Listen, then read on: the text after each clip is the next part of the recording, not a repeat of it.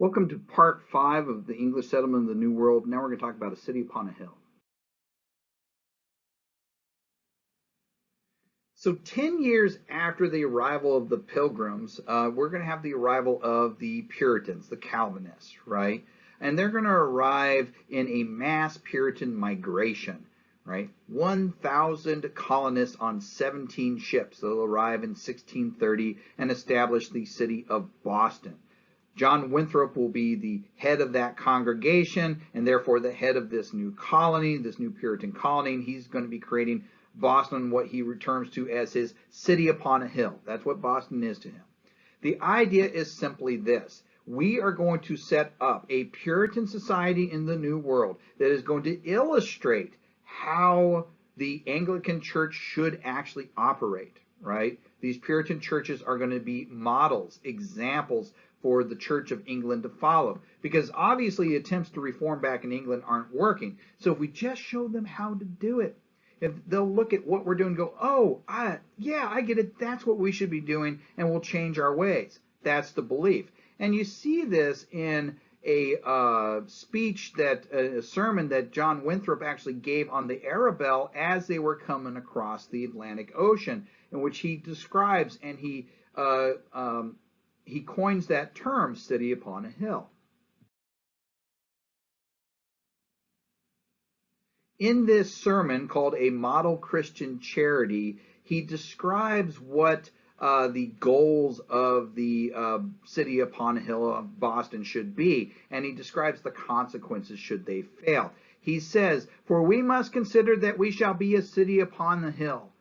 The eyes of all the people are upon us, so that if we shall deal falsely with our God in his work that we have undertaken, and so cause him to withdraw his present help from us, we shall be made a story, a byword through the world."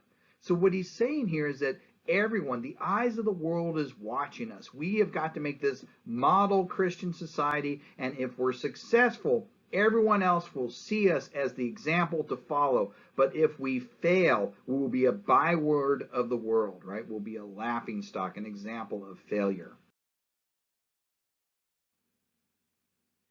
So that's the crux of why the Puritans have come to America. I mean, the Puritans are there in the New World specifically to establish a model Christian society. They're trying to create a Bible commonwealth, right, that's going to serve as the model for all other people and other nations to follow. That's what they're trying to do, right? So unlike a lot of things that you've probably been taught, it's important to note that that's what they're trying to do. They are not there trying to escape religious persecution.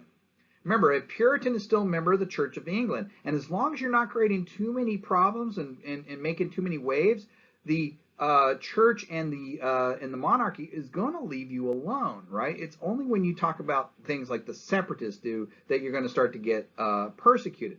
So they're not escaping religious persecution. I'm not saying that no Puritans were ever persecuted. Yes, they were, but that wasn't the predominant reason. Second, they're not seeking freedom of religion for all. As a matter of fact, the exact opposite.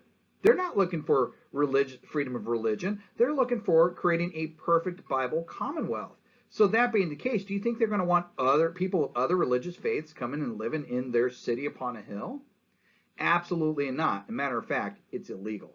They're going to pass laws that state that if you break with the doctrine of the Puritan Church, you can be exiled, you can be kicked out, or if you're not a member of the Puritan Church, you can be exiled. And after you've been exiled, if you come back, the sentence is death. So if you get exiled for whatever reason, you convert to Judaism, right? Or you reveal that you were Jewish in the first place, and you get exiled. If you try and come back, they're going to execute you. Finally, they were not trying to seek democratic governance. The head of the church was the head of the state, as far as that was concerned, right? Jonathan Winthrop was the head of the church, and therefore he was the head of the colony, right? And the small towns that'll pop up, we'll talk about Salem because I know everybody loves to hear about Salem. Salem was led by the head of the church, right?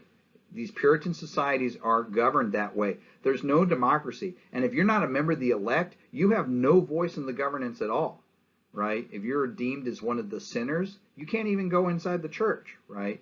So that's not what they're seeking here. They're just trying to create this model Christian society, this Bible commonwealth.